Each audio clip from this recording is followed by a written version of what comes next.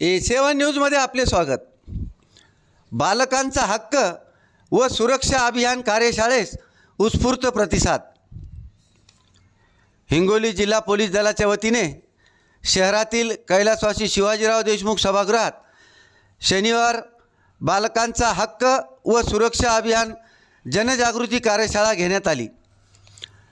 यावेळी पोलीस अधीक्षक श्रीकृष्ण कोकाटे, पोलीस निरीक्षक संदीप मोदे, दिशा फाउंडेशनचे प्रवीण खांडपासोळे, जिल्हा विशेष शाखेचे पोलीस निरीक्षक बद्रीनाथ सानप, वाहतूक शाखेचे पोलीस निरीक्षक मरे, उपप्रादेशिक परिवहन विभागाचे बानापुरे आदींची उपस्थिती होती। कार्यशाळेत बालकांचे हक्क व त्यांची सुरक्षितता या संदर्भात मार्गदर्शन करण्यात आले। यावेळी मुख्याध्यापक, शिक्षक आदींची उपस्थिती होती। A7 न्यूजसाठी अनीस अहमद, हिंगोली।